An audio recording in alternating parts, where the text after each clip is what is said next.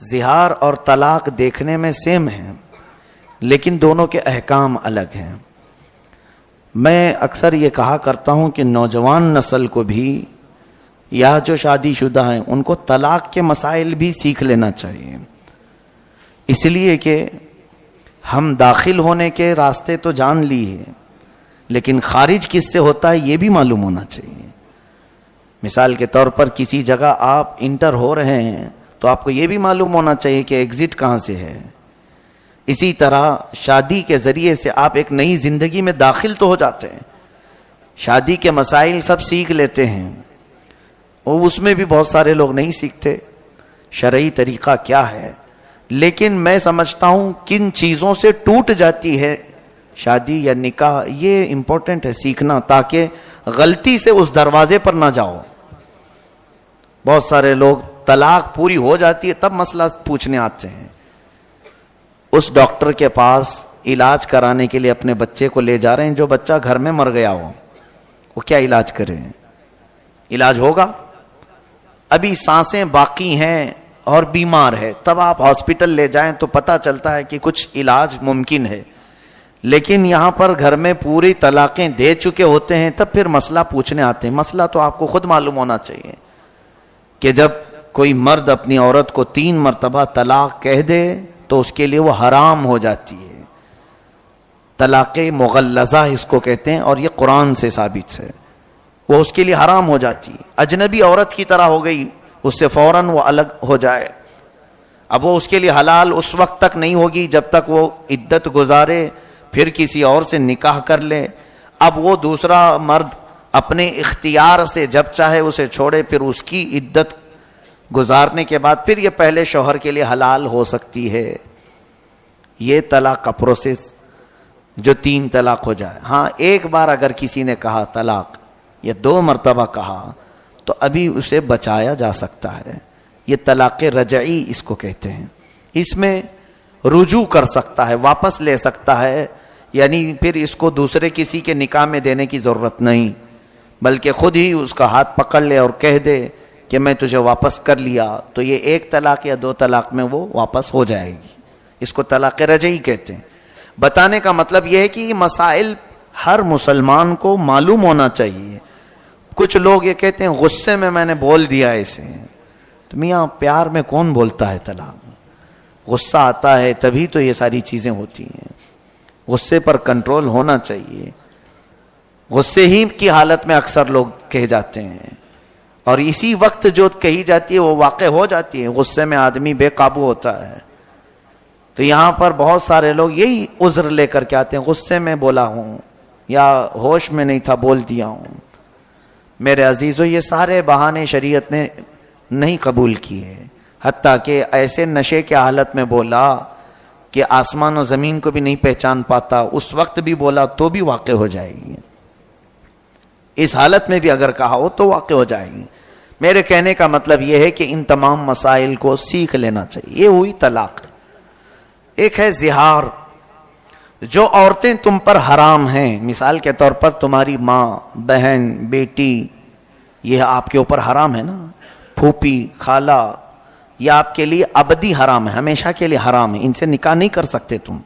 ماں سے کوئی نکاح نہیں کر سکتا، بیٹی سے، سگی بہن سے، یا پھر اپنی پھوپھی سے یا خالہ سے کبھی بھی وہ زندگی بھر نکاح نہیں کر سکتا. ان کو محرمات ابدیہ کہتے ہیں، یعنی ہمیشہ کے لیے یہ عورتیں تم پر حرام ہیں، نکاح کے لیے حرام ہیں.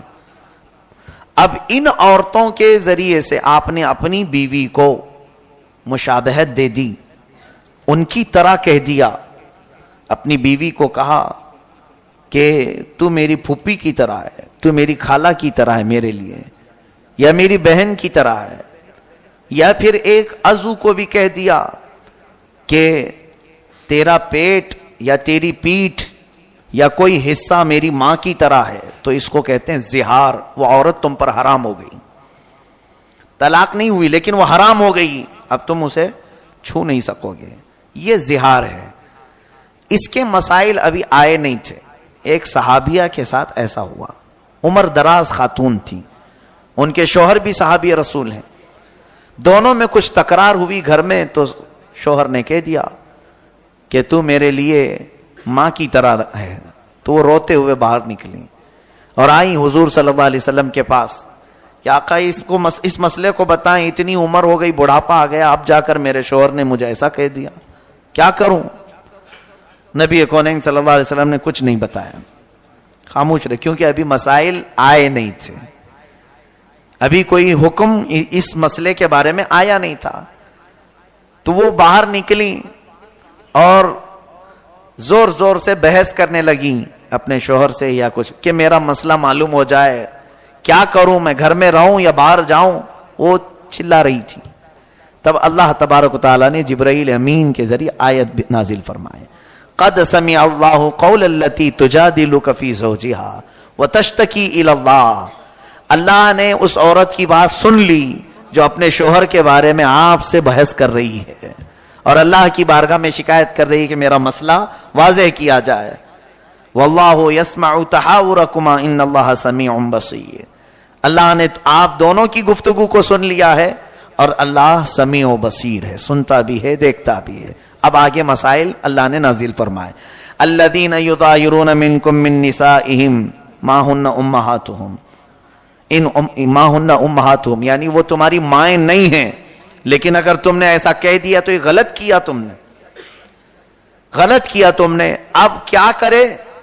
اللہ تعالیٰ فرماتا ہے والذین یظاہرون من نسائہم ثم یعودون لما قالوا فتحریر رقبۃ من قبل ان یتماسا. ایک غلام کو آزاد کرنا ہوگا جس نے بھی ایسا کہا ہے. غلامی کا زمانہ تو اب ہے نہیں, پہلے غلام ہوتے تھے, ایک غلام آزاد کرو, اب یہ پھر تمہارے لیے حلال ہو جائے. نہیں ہے اگر, آگے سنی آیت اور بھی اللہ فرماتا ہے فمن لم یجد فصیام شہرین متتابعین من قبل ان یتماسا. جس کے پاس غلام نہیں ہے تو پھر وہ کنٹینیو 2 مہینے روزے رکھے, تب جا کے وہ تمہیں حلال ہوگی. 2 مہینے مسلسل روزے رکھے, ایک بھی اگر بیچ میں چھوٹ گیا تو پھر اثر 9 رکھے. 60 روزے رکھنا ہوگا. شہرین متتابعین, اللہ نے فرمایا 2 کنٹینیو روزوں, 2 مہینوں کو روزے کی حالت میں گزارنا ہوگا, لیکن اتنے دنوں تک عورت کو چھو نہیں سکتے, وہ تمہارے لیے حرام ہے. اب یہ بھی اگر کوئی نہیں کر سکا 2 مہینے کے روزے, آگے رب تعالیٰ فرماتا ہے فمن لم یستطع فاطعام 60 مسکینا. تو 2 مہینے کے روزے نہیں رکھ سکتا تو 60 مسکینوں کو کھانا کھلائے. وہ ایک ٹائم پہ کھلائے یا ایک مسکین کو 60 دن کھلائے, دونوں صورتیں ہیں. اب یہ 60 مسکینوں کو کھانا کھلانے کے بعد پھر تمہاری بیوی تمہارے لیے حلال ہوگی. طلاق کا پروسیجر الگ ہے اور اس کا الگ ہے. یہ زہار کے